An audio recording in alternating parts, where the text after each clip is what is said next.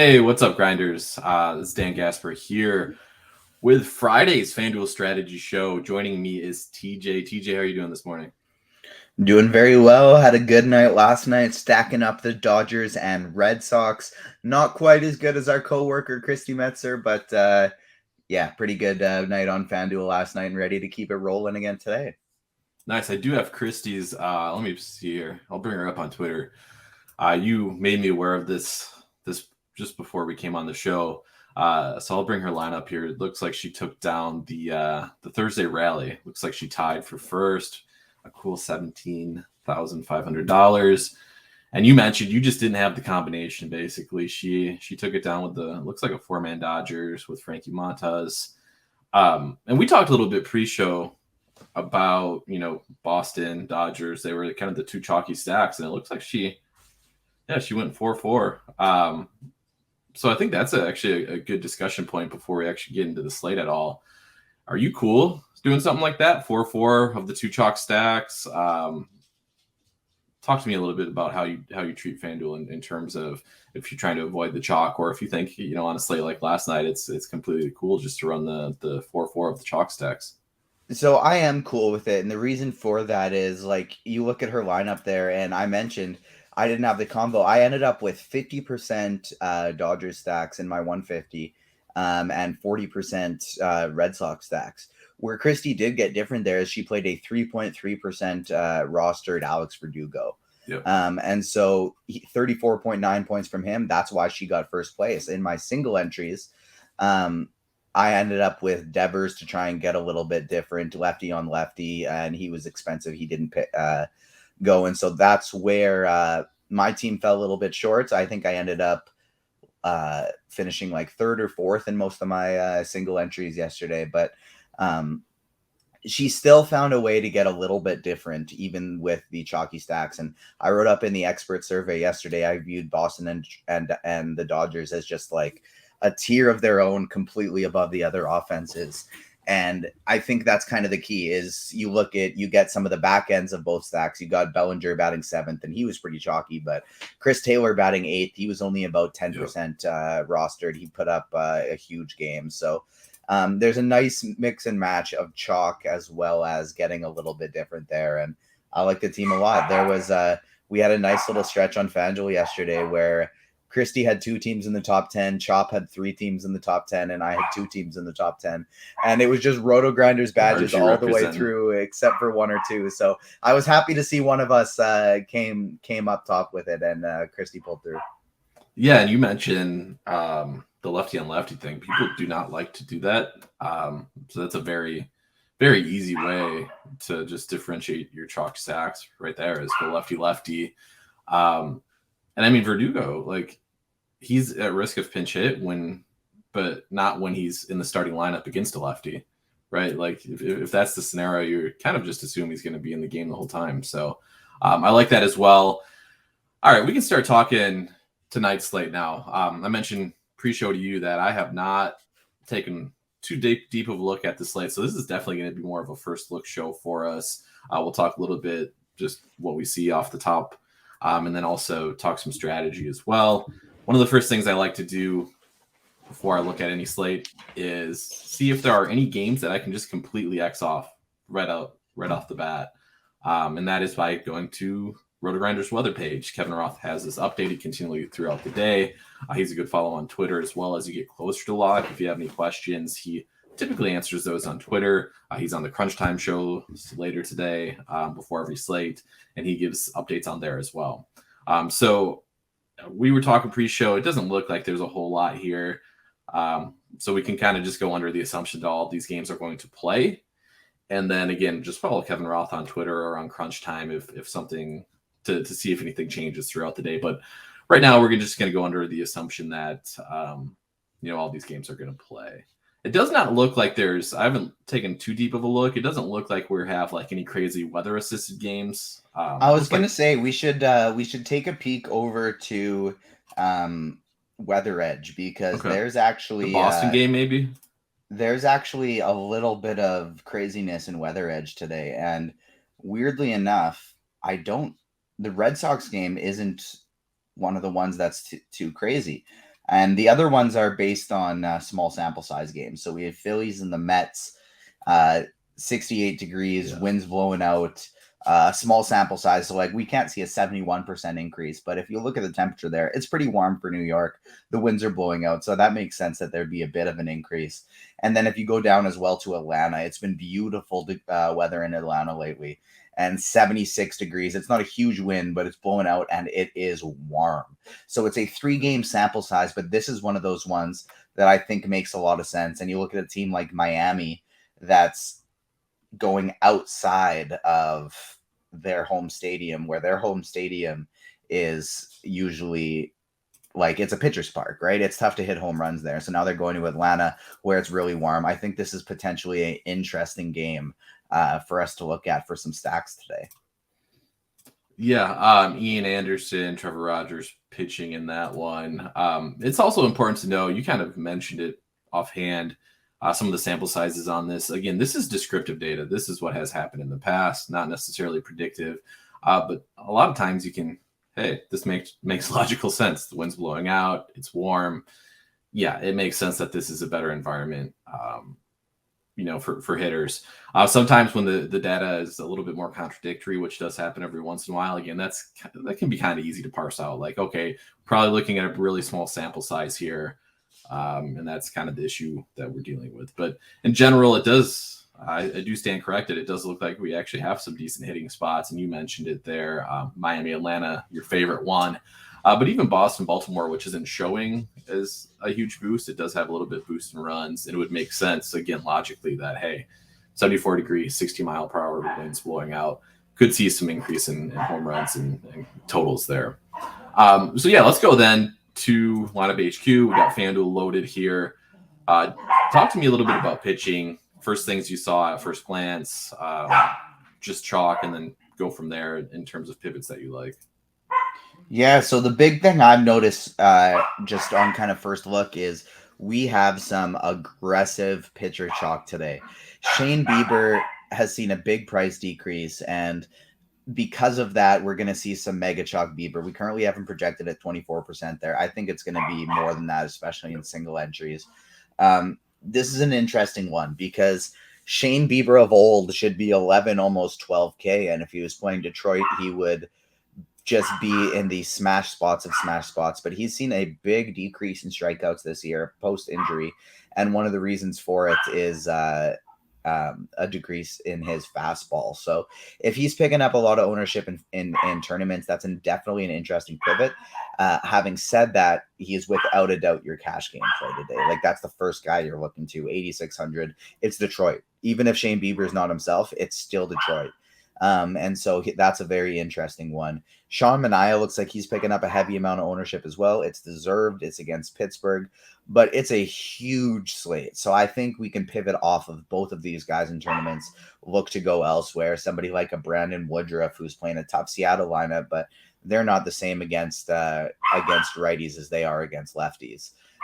Woodruff struggled to start the season, but he's been back himself a little bit more lately. And then you got these other guys as well, like, of course, Justin Verlander, Alek Manoah, pricey, but high upside as well. If I'm taking a shot at one of these cheaper guys we're looking at, I think it's probably Garrett Whitlock. I prefer the game was in Baltimore. It's in Boston with good weather. However, Whitlock's a young pitcher who's had his pitch count increase a little bit more every now and then. It's high risk, high reward.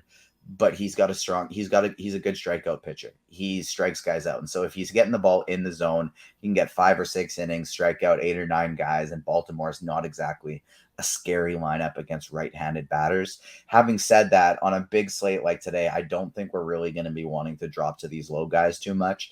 I think we're going to be wanting to stick with the upper tier, especially when there's some good pivots off of the chalky guys right there in the upper tier already. Yeah, and that's a really good assessment. Note that projected ownership will get smoothed out the later we get into the day. More time to edit, more time to get a feel on what things are looking like. But that is, I mean, it does jump out drastically that on a 13-game slate, we're looking at 2 guys that might get, account for 50% of the ownership. So yeah, I like your call there. Like both those guys, Bieber, Manaea, obviously good plays, project well. It's baseball. Things happen. Other people could very easily be higher scoring pitchers. You mentioned one of them in Brandon Woodruff. You mentioned another one of them in Alek Manoah. So it does kind of seem like a fairly easy spot to make pivots if you would like to do that, like you mentioned. And I agree with your analysis there too, in that, when you have guys like Manoah and Woodruff who are actually good pitchers with good strikeout upside that are going to be just fairly low owned because of the context of the slate, just do that instead of trying to differentiate your lineup with some of these cheaper options. Because once you start scrolling, once you get past the Garrett Whitlock that you mentioned, it thins out pretty quickly. And the one guy I will mention actually that I forgot to is Cole Irvin. I loved Frankie Montas last night, and that's because I just absolutely love playing pitchers in Oakland's ballpark. And so now Cole Irvin's facing Texas again, just like Montas mowed down yesterday. He's not the same quality of pitcher as Montas is. He's a low strikeout guy, but this is a fly ball pitcher in a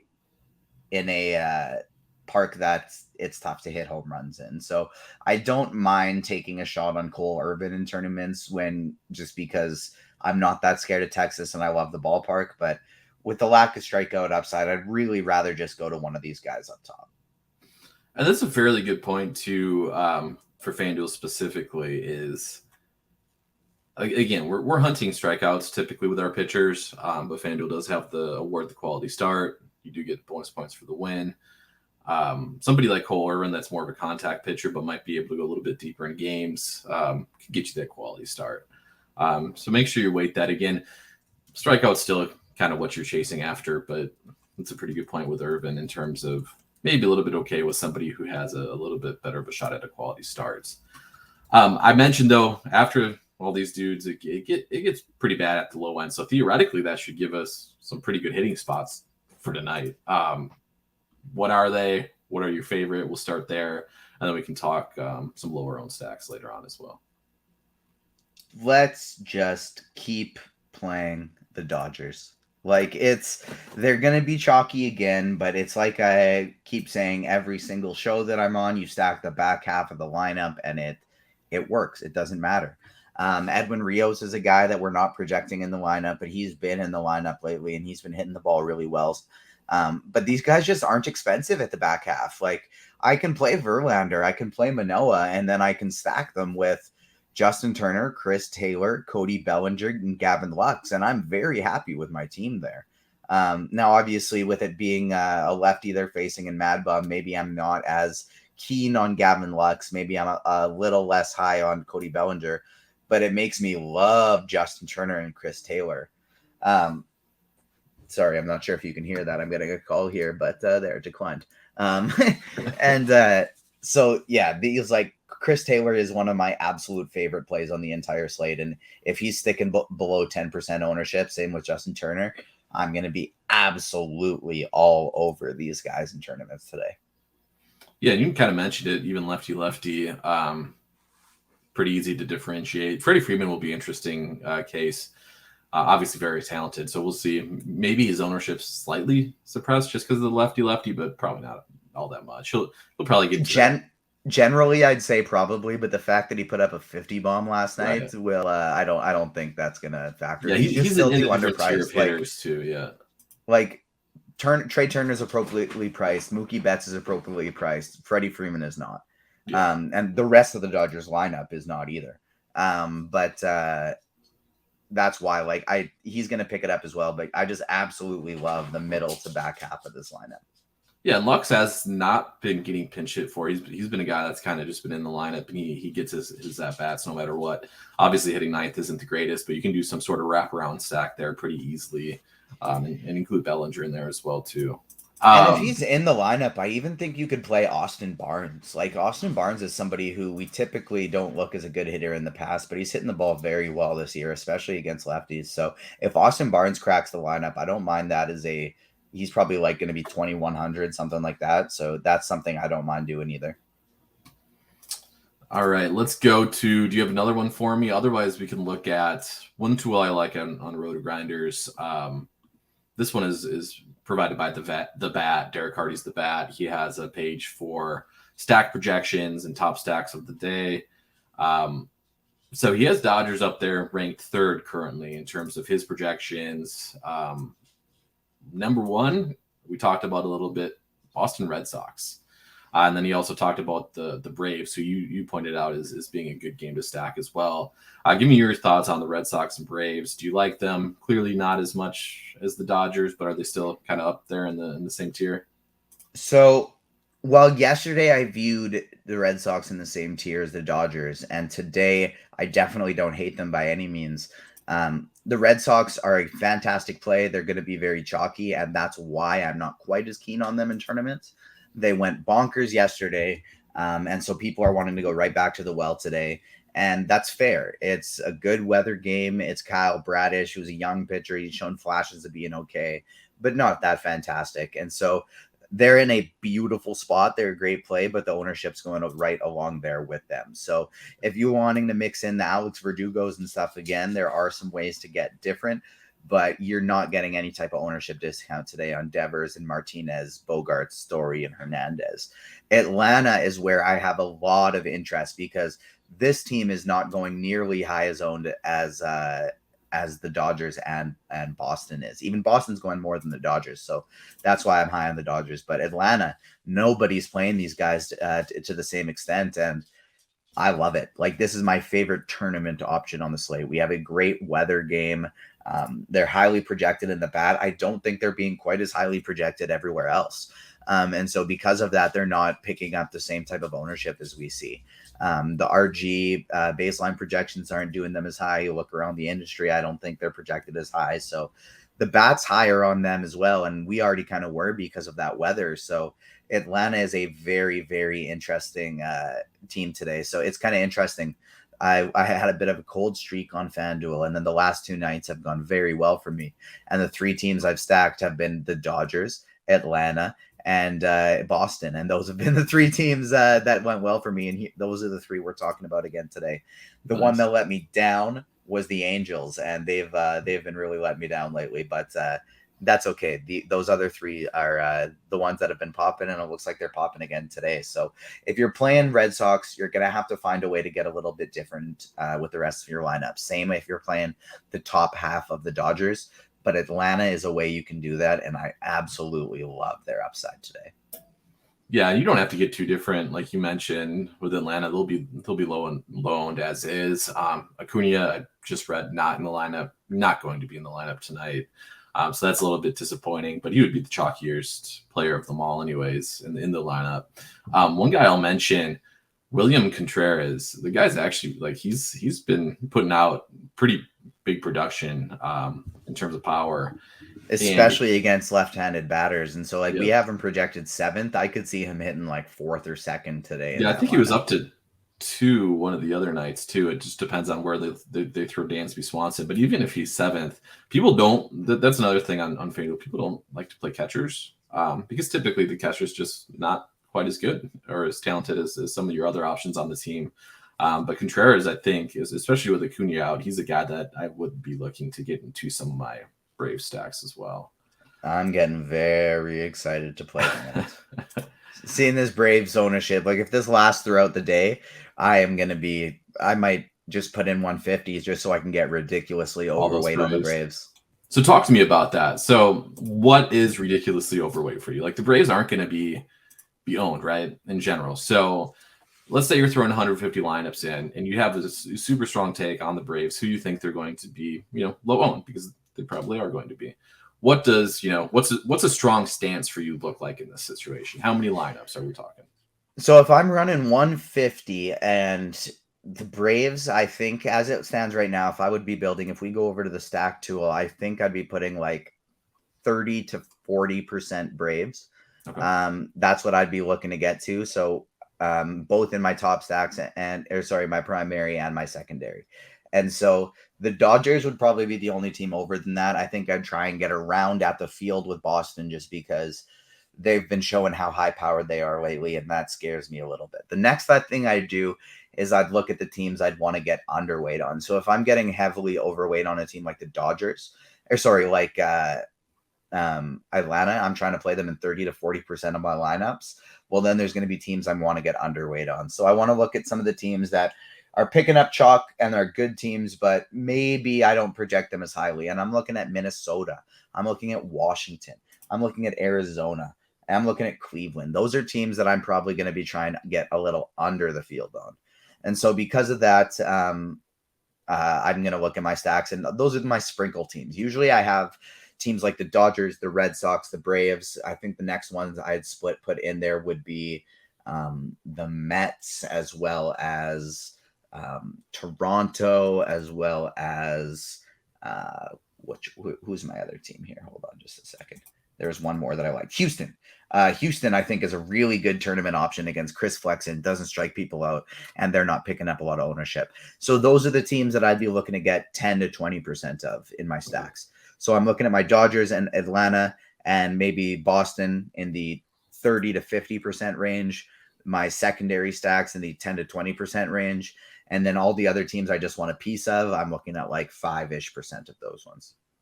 Okay. And so are you going, so we look at like the quick stacks here. Are we clicking, most of these are going to be 4-4, 4-3, 4-2? How I usually do it is I click 4-4, 4-3, 4-2. Those are the only three I click. And I usually go 50% 4-4, 40% 4-3, and then I just like to sprinkle in some 4-2s. And when I do those 4-2s, I usually like to try and pick through my lineups and find them, because the reason it's not that I'm so set on 4-4s and 4-3s and that I just need that to be all my lineups. It's just, if I'm getting a 4-2 or a 4-1-1-1-1-1 or a 3-3-2, I like them a lot better if I'm hand building them. So I'll typically go through my lineups, maybe X a few out, change a few, the ones that just didn't line up how I want them to. And as long as I have time, as long as I'm not just like scrambling before lock. And those are the ones that I'll adjust and hand build and change to 4-2s myself, get the one out offs I really like the best. Makes sense. So you can see, if you're new to the lineup HQ tool, I just did that real quick. Did the 4-4, 4-3, 4-2. Did the percentages that TJ mentioned. I only have right now the percentage in for primary stack for Atlanta. Running some builds. It's taking a while here, so we'll get back to that and see if we can find any Atlanta lineups. My lineup HQ has some weird rule sets because I do a lot of eyeballing for projected ownership, so you add a lot more randomization and a number of unique players and things like that than what you'll typically see. But maybe we'll find an Atlanta lineup that we like. Other than that, I mean, we talked a lot. We got the chalky Dodger stack we like. Boston maybe not quite so much, but they're going to be chalky. We'd like Atlanta as kind of your favorite cheap or under-owned stack is a better word. Talked about Houston as another one. Toronto is another one. Anything else you want to add here in the hitting section, or? That's basically it in the hitting section right now. Kind of as we speak, something I'm looking to do is like, so we have Colorado and Washington, who are two highly projected teams today. Colorado, I like a little bit better than Washington. And Washington, I think, is going to go a bit over-owned. But we also got some ugly weather in that one. So that's probably two stacks that I'll be a little bit underweight on. What I'm quickly going to try and do here is just make a lineup of Atlanta players and as well as Dodgers that I'm going to want to get in my lineup today. And one more thing I want to keep in mind with Atlanta, obviously, this is an early game. We're not going to have to worry about it. But we're currently projecting Marcell Ozuna in the lineup. He got scratched yesterday. So that's somebody who could potentially miss today's game. But we'll see. We don't have to worry about that right now. I'm entering the top guys I want for the Dodgers, the top guys I want for Atlanta, and I want to see how much money that leaves me with. So it looks like I got to get an outfielder here. We're going to go a little lefty with Bellinger, 8,900 for pitcher. And so what does that leave me? That's pretty crazy, because that leaves me right in Shane Bieber territory. 8,900 is my price with my favorite Dodgers and my favorite Atlanta players. And it leaves me right in line with Bieber. So unfortunately, that means I'm probably going to be getting to some Bieber in one of my bigger lineups today. Yeah. Makes sense. We talked about him, how he's going to be chalk, potentially chalk that it's okay to avoid. But I also don't mind eating it if you're playing a lower owned stack like Atlanta. If you're playing him in large field GPPs, you will probably want to pair him, with the lower owned stack. I did run real quick here. I changed all my build settings back to 0% randomness, one unique, and I just did real quick your 4-4-4-3-4-2 settings. With 50% Dodgers and 50% Braves. And you can see here what some of these lineups look like. Didn't touch anything with pitching, so we're going to get a lot of the chalk pitching options. All these lineups have Manaea. All these lineups have Bieber. So again, this is more chalky at pitching, but we do have at least the lower owned stack. And you'll notice a lot of Boston is jumping in here for the 4-2 builds. So that would be something you might want to mess around with if you kind of have the take that, hey, Boston's probably going to be a little bit over-owned on this slate and I don't want to go underweight. We might want to set some, restrictions on how many Boston players we're getting in some of these 4-3 or 4-2 builds as well. But yeah, I mean, I think we covered most of the stuff here then. Do you have anything else you want to add? Any last second takes with pitching or stacks? If not, I think we'll just get on out of here. So kind of how I'm looking at this slate is the amount of lineups I play basically always depends on how much time I have. I have a pretty busy day today, so I don't think I'm going to run 150. I think it's more of going to be a 3-man type of day for me. So what I'm looking at in these 3 lineups that I think I'm going to do is I'll have one that will be my main lineup as if I'm playing a single entry.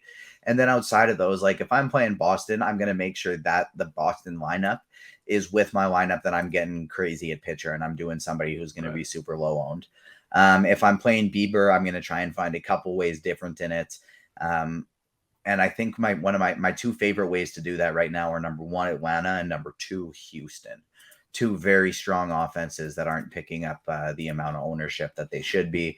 Houston's going to have a fun little late night hammer option. And like you see there, we got tags from Cheese and I think that's Eric there for Yordan Alvarez, and I absolutely love that call. If he's going to be 6%, I think that's just absolutely beautiful. Last thing I want to say is I have a recurring article on Rotogrinders. It is totally free to read. It comes out every Tuesday and Friday. Today is FanDuel Friday, so that includes today.